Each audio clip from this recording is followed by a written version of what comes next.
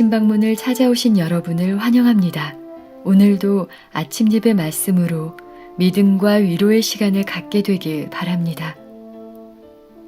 우리 함께 기도하겠습니다. 하늘에 계신 하나님 아버지, 오늘도 주님 앞에 서게 하시니 감사합니다. 오늘 하루도 온전히 주님을 의지하고 우리를 넘치도록 사랑하시는 삼위 하나님께 기쁨을 안겨드리기를 원하오니 저희 마음에 새 마음을 넣어주시고 하나님의 뜻이 저희 생애 속에서 이루어지게 하여 주시옵소서. 하나님, 오늘도 저희가 가난하고 줄인 심령으로 이 아침 주님의 말씀 앞에 섭니다. 사람이 준행하면 생명을 얻을 하나님의 말씀, 영혼을 소생시킬 창조주의 능력 있는 하나님의 말씀을 저희가 바라봅니다. 주님의 말씀을 오늘 겸손한 마음으로 받아들일 때 이것이 저희의 생애의 능력이 되어서 세상의 악으로부터 보호받는 방패요, 하나님의 증거를 나타내는 빛이 되게 하여 주시옵소서. 우리가 하나님의 말씀을 믿는다고 하면서 더 이상 세상에 끌려다니고 더 이상 유치하고 낮은 수준에 머물지 않기를 원합니다. 주님을 바라보면서 오늘 하늘을 향해 한 발짝 더 나아가고 장성한 분량에 이르기까지 조금 더 자라날 수 있도록 은혜를 베풀어 주시옵소서. 이 시간 말씀을 묵상하는 시간에 성령으로 함께 해주시기를 예수님의 이름으로 기도드립니다. 아멘. 저희가 오늘 묵상할 말씀 본문의 주제는 악에 대한 치료제인 진리, 어떤 어머니의 편지입니다. 묵상할 성경 구절은 신명기 6장 6절에서 7절 말씀입니다. 오늘날 내가 네게 명하는 이 말씀을 너는 마음에 새기고 내 자녀에게 부지런히 가르치며 집에 앉았을 때든지 누웠을 때든지 일어날 때든지 이 말씀을 강론할 것이며. 아멘. 이 말씀에 대해서 목사님께서 권면의 말씀 더해 주시겠습니다. 안녕하십니까 성도 여러분. 오늘 우리는 교재 말씀을 잠시 살펴본 후에 어떤 어머니가 아들에게 보낸 편지를 좀 함께 나누려고 합니다. 성도 여러분, 세상으로부터 밀물처럼 밀려오는 이 세속과 부패를 어떻게 우리가 막을 수 있을까요? 부모로서 우리 가정을 어떻게 지킬 수 있을까요? 우리는 어떤 신앙을 해야 되고 자녀들에게 어떻게 세상을 살아가라고 말할 수 있을까요? 오늘은 이 문제를 좀 살펴보려고 합니다. 신명기 6장 6절 7절입니다. 오늘 본문 성경절이죠. 오늘날 내게 명하는 이 말씀을 너는 마음에 새기고. 하나님께서 부모들에게 지금 말씀하시는 것입니다. 부모의 마음에 새기라고 하는 것입니다. 무엇을 새기라고 할까요? 내 자녀에게 부지런히 가르치며 집에 앉았을 때든지 누웠을 때든지 일어날 때든지 이 말씀으로 강론할 것이며. 성도 여러분, 하나님께서 주신 자녀 교육법이 바로 이것입니다. 부지런히 진리가 무엇인지 자녀들에게 가르치라는 것입니다. 앉아있을 때나 누워있을 때나 일어섰을 때나 말씀을 가르치라는 것입니다. 왜 자녀들에게 이 진리의 말씀을 우리가 열심히 가르쳐야 할까요? 진리가 무엇인지 우리 자녀들도 정확하게 알아야만 성령께서 우리 자녀의 마음에 역사하실 수 있는 것입니다. 하나님의 뜻이 무엇인지 알아야만 그들이 악한 길로 가려고 할 때 성령께서 그들을 붙잡을 수 있는 것입니다. 성도 여러분, 어른이나 아이들이나 마찬가지입니다. 모두 진리가 무엇인지 정확하게 알아야만 구원의 길을 갈 수 있는 것입니다. 생각해 보세요. 부모가 일일이 자녀들을 따라다니면서 잡아주고 고쳐줄 수 있는 것이 아닙니다. 자녀들 마음에 말씀이 새겨지면은 성령께서 그 말씀에 따라 인도해 주시는 것입니다. 그것이 가장 효율적인 자녀 교육법입니다. 오늘 본문 읽어보겠습니다. 경작되지 않는 밭과 훈련받지 못한 마음은 매우 유사하다. 어린이들과 젊은이들은 이미 그들의 정신과 마음에 부패한 씨를 가지고 있어서 발아하여 왜곡된 추수를 할 준비가 되어 있다. 그러므로 마음을 경작하여 성경 진리의 귀중한 씨를 뿌리기 위해서는 대단히 큰 보살핌과 주의가 필요하다. 성도 여러분, 모든 인간은 죄가 쉽게 뿌리를 내릴 수 있는 본성을 갖고 태어나는 것입니다. 누구나 마찬가지입니다. 게으르기 쉽고 원하는 대로 살고 싶은 욕망을 갖고 태어나는 것입니다. 그런 상태 그대로 자라면 어떻게 될까요? 정신과 마음이 부패하여 구원받을 수 없게 되는 것입니다. 그래서 이 부모인 우리가 자녀들을 어렸을 때부터 그 마음을 잡아주고 도와주고 진리의 씨를 계속해서 뿌려주어야 하는 것입니다. 자, 자녀들의 마음에 날마다 말씀의 씨가 뿌려질 수 있도록 옆에서 도와주는 것, 그것이 자녀교육법입니다. 말씀이 없으면 부패하는 것입니다. 그것은 어른이나 아이나 마찬가지입니다. 자녀를 말씀으로 교육시킨다는 것이 결코 쉬운 일이 아니죠. 자녀 교육은 부모에게 커다란 도전이 됩니다. 많은 경우 결혼해서 아이를 낳을 때 대부분의 젊은 부모들은 아이를 키울 준비가 되어 있지 못합니다. 그래서 젊은 부모들은 부모가 되는 것이 무엇이며 가정을 갖는 것이 무엇인지 깊이 고민하고 공부해야 하는 것입니다. 성도 여러분, 자녀에게 무엇을 말하고 가르치려고 하기 전에 부모가 먼저 진리가 무엇인지 정확하게 확인해야 되고 경험하고 훈련해야 하는 것입니다. 그래야만 가르쳐 줄 것이 있는 것입니다. 부모가 준비되지 않으면요, 자녀들은 방향을 잃어버리게 됩니다. 오늘 많은 부모들이 던지는 질문이 있죠. 그것은 이것입니다.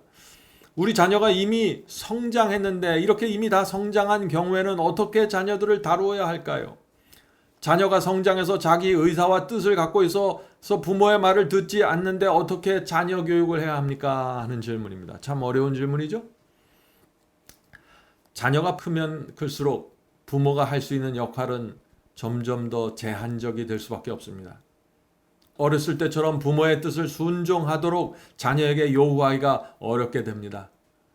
자, 이런 경우에 두 가지가 필요한 것입니다. 첫째는 자녀를 위해서 늘 기도하는 것입니다. 저도 다 큰 자녀들 있어서 늘 기도합니다. 주께서 우리 자녀를 구원의 길로 인도해 달라고 기도하는 것입니다. 하나님께 자녀의 구원을 맡길 수밖에 없는 것입니다. 나보다 자녀를 더 사랑하는 하나님의 사랑과 자비와 그분의 인도하심에 맡길 수밖에 없는 것입니다. 두 번째는 부모가 하나님을 진심으로 사랑하고 충성한다는 사실을 내 부모 자신의 삶으로 보여주어야 하는 것입니다. 하나님의 말씀대로 순종하는 삶이 가장 기쁘고 행복하고 보람 있다는 모습을 보여주어야 하는 것입니다. 자녀들은 듣기 싫어합니다. 보기를 원하는 것입니다. 그래서 자녀들은 부모의 살아가는 모습을 보면서 성령의 음성을 듣고 성령께서 자극을 주시는 것입니다. 그것이 다 큰 자녀를 가진 자녀 교육법입니다. 이제 제가 좀 특별한 편지를 읽어드리겠습니다. 읽어드릴 편지는 100년 전에 미국의 어떤 어머니가 19살이 되는 아들의 생일날에 쓴 편지입니다. 요즘 세대에 보기 힘든 어머니의 편지입니다. 이 편지는 우리들 마음에 많은 것을 생각하게 만들 것입니다. 참된 신앙이 무엇이고 자녀 교육이 어떤 방향으로 가야 하는지 보여주는 그런 편지입니다. 성령께서 우리 모두와 함께하길 간절히 바랍니다. 자, 이제 편지를 읽겠습니다. 사랑하는 아들에게, 오늘로써 내가 19번째 생일을 맞는구나. 너는 지금 우리 곁을 떠나 있지만 아버지와 나의 사랑과 기도가 항상 너의 뒤를 따르고 있단다. 내 생애에 또 다른 해가 오늘 막을 올리고 있구나. 너는 지나간 한 해를 되돌아보았니? 그리스도인으로서의 너의 생애는 어땠니? 경건하고 순결한 것이었니? 너는 자아를 십자가에 못 박았니?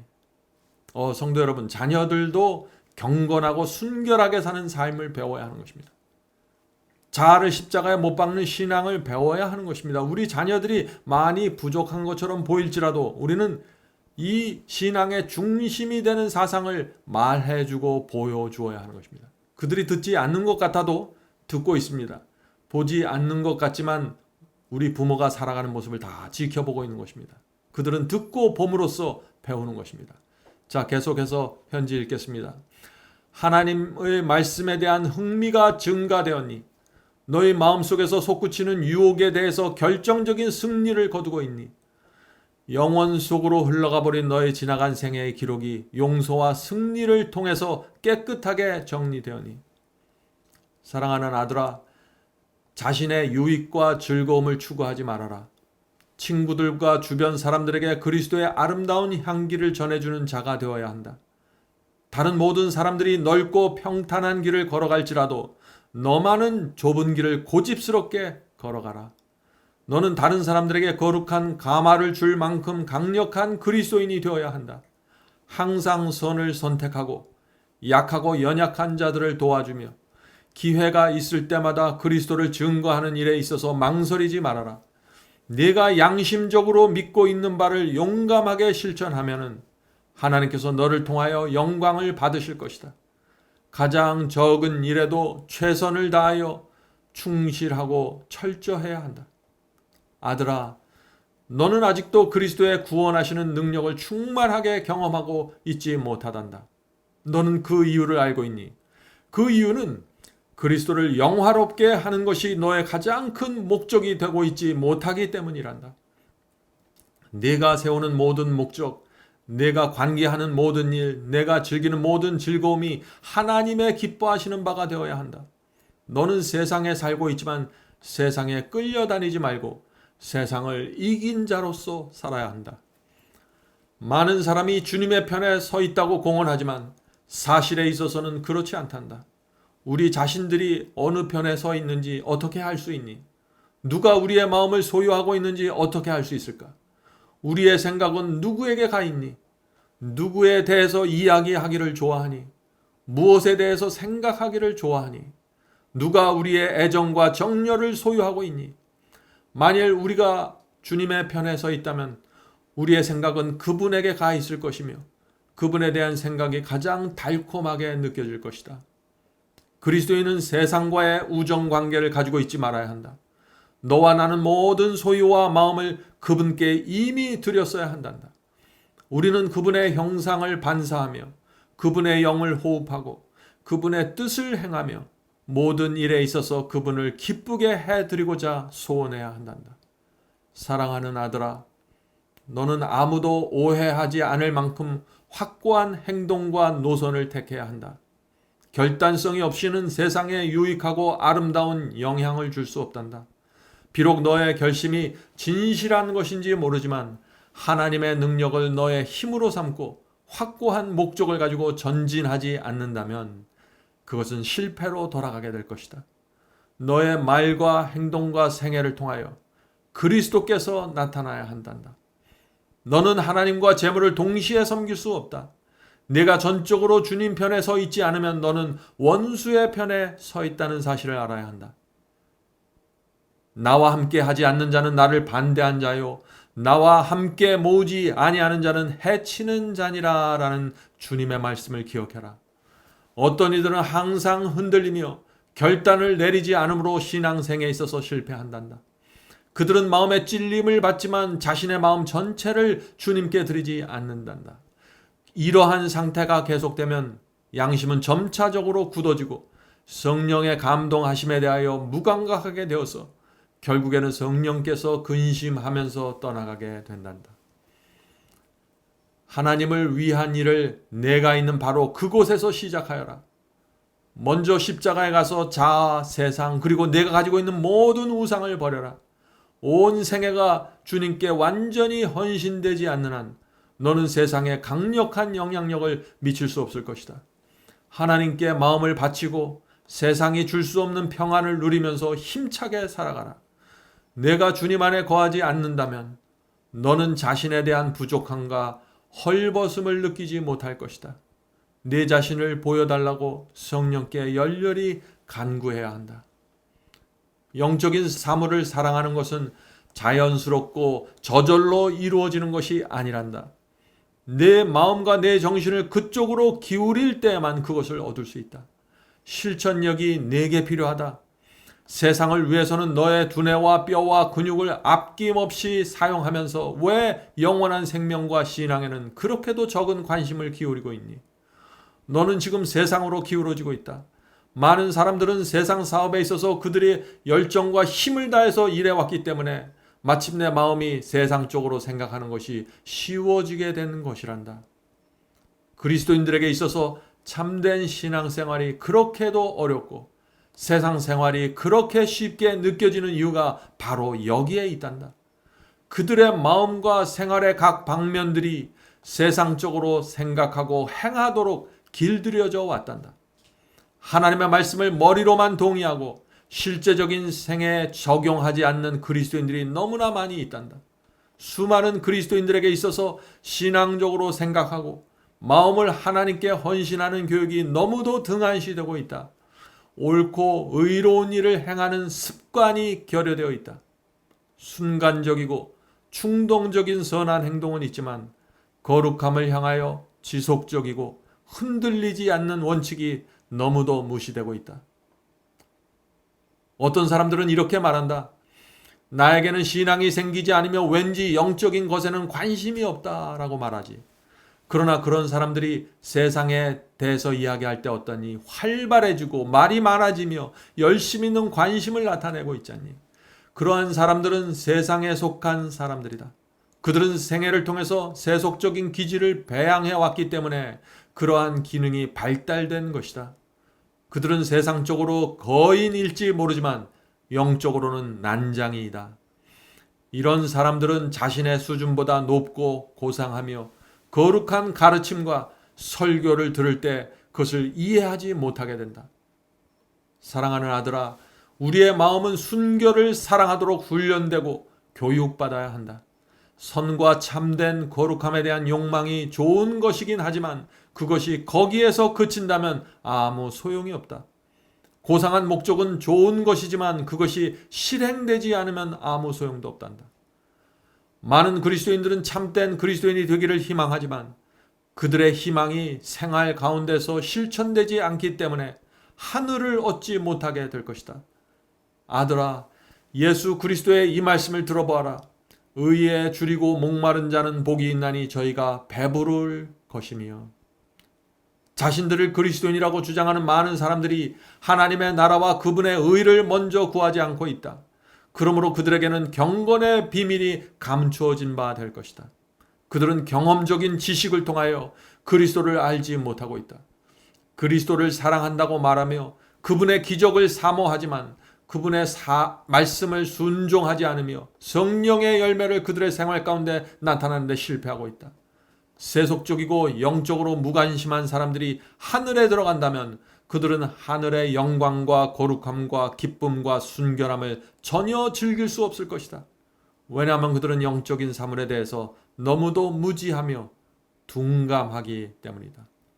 사랑하는 아들아, 하늘의 언어와 새 노래를 배워야 한다.